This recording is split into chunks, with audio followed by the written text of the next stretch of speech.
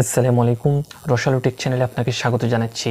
প্রথমেই আমরা দেখব S26 আলট্রা আইফোনের সাথে ফেরে উঠছে না, এই জিনিসটা কেন বলা হচ্ছে, এবং পরবর্তীতে আমরা এর কারণ অনুসন্ধান করে দেখব যে S26 আলট্রা এত ভালো ফোন হওয়া সত্ত্বেও কেন আইফোনের সাথে ফেরে উঠছে না। প্রথমেই আমরা আপনাদের একটা তালিকা দেখাচ্ছি, যেটা ভালো করে দেখলে আপনি ফিল করতে পারবেন যে S26 আলট্রা আসলেই আইফোনের সাথে লড়াই করতে পারছে না। এই চার্টটি লক্ষ্য করুন, এখানে 2026-এর প্রথম কোয়ার্টারে বিশ্বব্যাপী সবচেয়ে বেশি বিক্রিত প্রথম 10টি স্মার্টফোনের তালিকা দেওয়া হয়েছে। তালিকায় প্রথম 3টি আইফোন 17, আইফোন 17 প্রো ম্যাক্স এবং আইফোন 17 প্রো। তালিকায় স্যামসাংয়েরও কয়েকটি ফোন আছে, কিন্তু সবকটি বাজেট এবং মিড রেঞ্জ ফোন। বিশ্বব্যাপী সবচেয়ে বেশি বিক্রিত 10টি ফোনের তালিকায় S26 আলট্রা জায়গা করে নিতে পারেনি। যেখানে S26 আলট্রা প্রথম 3-এ থাকা উচিত, সেই জায়গায় কেন এটি প্রথম 10-এর মধ্যেও আসতে পারলো না, কেন এটি আইফোনের সাথে ফিরে উঠছে না, চলুন সে বিষয়টা এবার অনুসন্ধান করে দেখি। S26 আলট্রার পিছিয়ে পড়ার পেছনে আসলে 5টি জিনিস জড়িত, যার মধ্যে প্রাথমিকভাবে যে জিনিসটি কাজ করেছে সেটা হলো দাম।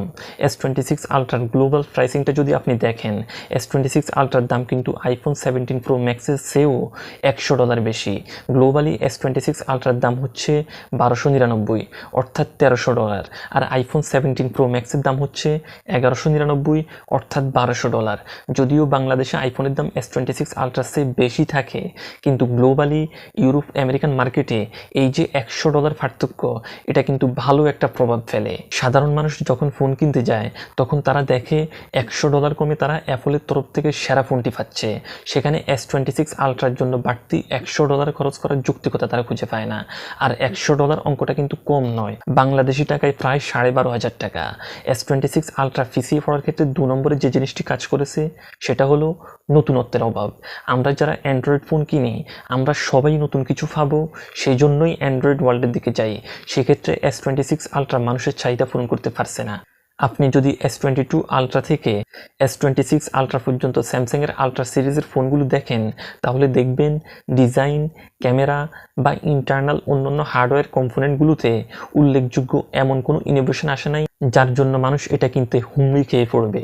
অর্থাৎ যাহাই S25 আলট্রা তাহাই S26 আলট্রা, নামের পরিবর্তন হলেও কাজের দিক থেকে তেমন কোনো পরিবর্তন আসেনি। স্যামসাং সর্বশেষ ভালো জাম্পটি দিয়েছিল S21 আলট্রা থেকে S22 আলট্রাতে যখন তারা শিফট করেছিল, তখন এরপর থেকে একই রকম চলছে। 3 নম্বরে যে কারণটি কাজ করেছে সেটা হলো সব মনোযোগ এআই এর পিছনে দিয়ে দেয়া। স্যামসাং সমস্ত ফোকাস পয়েন্ট এআই এর পিছনে দেওয়ার কারণে তারা অন্য দিকগুলোতে খুব একটা মনোযোগ দেওয়ার সময় পাচ্ছে না। কিন্তু এআই এমন কিছু নয় যার জন্য মানুষকে ফোন আপগ্রেড করতেই হবে, কারণ যে ফোনগুলোতে বিল্ট ইন এআই নাই, সেই ফোনগুলোতেও মানুষ জিমিনি, চ্যাটজিপিটি এবং বিভিন্ন এআই ফটো এডিটিং অ্যাপস দিয়ে সব ধরনের এআই ফিচার ইউজ করতে পারে। তাই শুধু এআইয়ের জন্য নতুন ফোন কিনতেই হবে এমনটা মানুষ মনে করে না। এটা নিয়ে আমেরিকায় একটা সার্ভেও হয়েছিল, যেখানে মাত্র 12% মানুষ বলেছিলেন যে তারা শুধুমাত্র এআইয়ের জন্যই নতুন ফোনে আপগ্রেড করতে চান।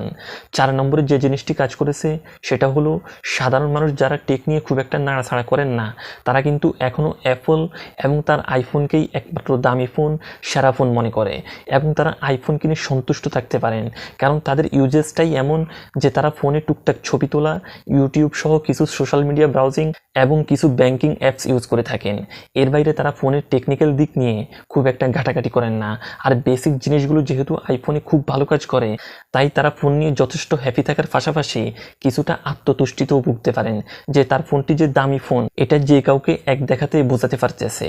যে জিনিসটা স্যামসাং এখনও সাধারণ নন টেকি মানুষকে আইফোনের মতো খাওয়াতে পারেনি।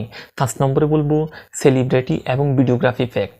এখানে যে সমস্যাটি হয় সেটা হলো সেলিব্রিটিরা এখনও অনেকেই আইফোন ইউজ করে, অবশ্য এর পিছনে তারা প্রাইভেসিকে গুরুত্ব দিয়ে থাকেন। আমাদের মতো সাধারণ মানুষের ডেটার গুরুত্ব না থাকলেও সেলিব্রিটিরা কিন্তু এই বিষয়টাকে খুবই গুরুত্বের সাথে নেন। যেমন ধরুন মেসি গত বিশ্বকাপ জেতার পর সতীর্থদের গোল্ডেন আইফোন গিফট করেছিলেন। সেলিব্রিটিদের এসব কর্মকাণ্ড অ্যাপলকে ভালো একটা পাবলিসিটি দেয়। এমনকি নাসা যে এবার চাঁদে একটা মিশন পরিচালনা করলো, সেখানে নভোচারীরা যে ফোনটি নিয়ে গিয়েছিলেন সেটা হলো আইফোন।